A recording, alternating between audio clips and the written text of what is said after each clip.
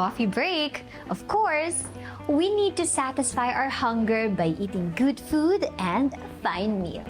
So, we found this restaurant located here inside Intramuros na itinayo pa noong 1989 and considered as the first ever fine dining restaurant inside the Intramuros.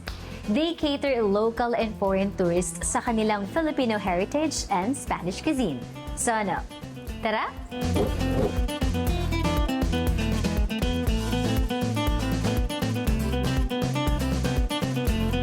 Hi Food Squad! Ngayon naman po kasama natin Sir Bonnie. Kumusta naman po? Hi, good morning, Leslie. morning. Yeah, we're okay. Huh? Yun. Beautiful morning today. Parang nararamdaman talaga natin ang ganda-ganda ng umaga kasi ang sarap ng mga pagkain nasa harap natin. Sir Bonnie, a little background naman po. Well, if you're asking me about Ilustrado, we started the restaurants actually since 1989. Wow. Since then, we're still here in the business. So we're now 37 years old. Wow, You know, tagal na. so I think we're one of those restaurants that really keep on going until now. Of course, itong mga masasarap na food po natin, ano-ano po yung nasa table natin? Well, what do we have here? Ito yung mga few of our specialties.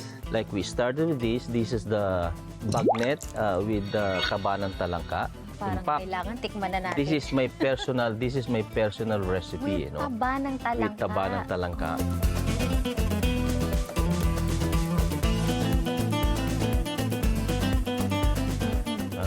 Because of the taba ng talangka, di ba? Malinamnam. Pero parang hindi po masyadong matapang yung lasa ng taba ng talangka. Because it's already mixed, in the sauce. So that's why there's some things here that have more of the taba ng talangka flavor. Safe pa pala yung nakuha ko. Safe ka pa. Safe pa ako. Oh no, you're still Pero young. okay So lang naman to. So, pag ano naman hindi naman aaraw-arawin. oh, no, yeah. Ano to? Yes. You have also the beef morconitos. That's what we call that thing here. And that's our own version of the beef.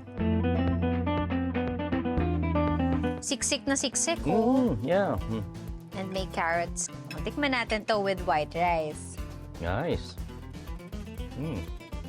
I'm glad you like it. Again, very straightforward yung lasa. We also have some Spanish dishes, no? Like we have this callos madrileña, Yeah. which most of the Spanish restaurants have this callos. But for me, this one of the best callos that ever tried.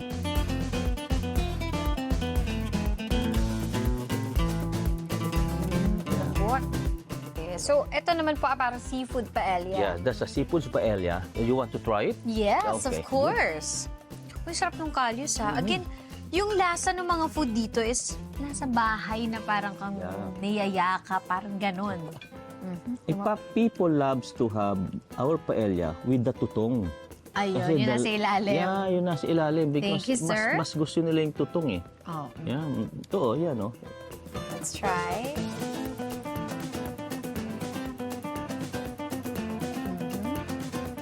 Yeah. Actually, ever since, as one of our favorite, all people that dine always have the paella. Parang yung natitikmo ko sa ibang mga Spanish restaurants, medyo nandun sa... medyo matabang na sa... Yeah. In fact, you're right because in a real Spanish restaurants, the paella that they have is very thin, right? Yes. And then the rice are crispy, no? Because they call that with sukarat thing. Other dishes that we have here, like we have the ceviche, that's we call that in Tagalog, kilawin lang naman, di ba? Ito, paborito rin to. Ako rin, yeah. That's good Pulutan for... ng pwedeng pulutan Good. That's true. Ako, I can also eat that every day, the ceviche, Wow. with some wine in it, fantastic. Ang sarap. Alam mo yung walang lansa? Kasi very fresh yung ginamit. Yeah. Kasi malalaman mo siya kapag konting kain mo pa lang yung medyo parang may fishy taste na Yes. agad. But this one is really fresh. Firm, no? The fish is Yes. still firm. That's what. Very plump. Yep. Ganon. Yep. Tapos, samahan mo ng kanin. Hindi talaga kung pwede walang kanin. Sarap. Another dish that we have is for our first course or appetizer is this baked eggplant Ayan. in pillow pastry. I heard yan po isa sa mga bestseller din po, Yes. lalo na sa mga foreign visitors Foreigners natin. and Filipino also that love to eat other. You can have this too. Ito. Okay. And ang ganda ng presentation. Akala ko nga parang naka-dress. Parang ganun yung kita ko kanina eh.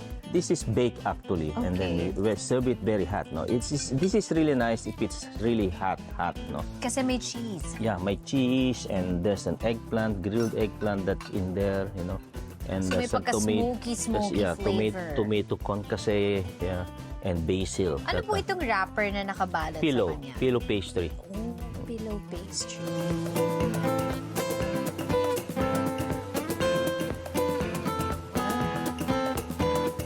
It has some sourness, right? Yeah, because of the tomato. Para siyang lasagna. Yeah, sort of. Pinoy version yeah. of Pinoy lasagna. version of lasagna because of the Kasi may grilled mga layers eggplant. kang malalasahan. Malinamnam, very savory. Sarap. And malalasahan mo talaga yung yung grilled Yeah. eggplant natin. So, Yeah. meron pala kayo dito sikat din na dessert. Yes. Ayun. In fact, now, makikita natin kung paano natin gagawin dito yung Mango Yes. Jubilee.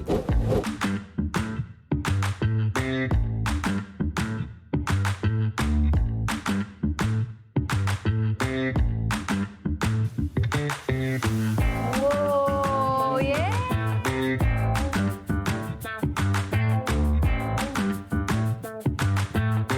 Now, pwede mo nang kainin yan. Yes! Yung Mango Jubilee mo. Mango Jubilee! Yes.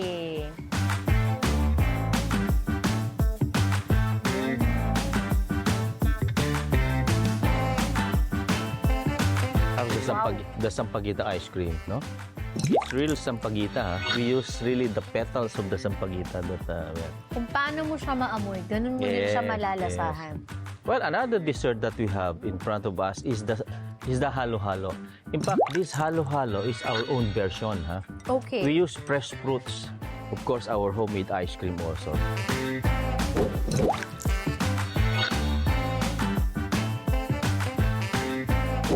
Stay tuned dahil para sa ating next spot, susubukan naman natin ang isang European-inspired vibes na cafe na perfect para sa mga magkakaibigan, magkasintahan, and family.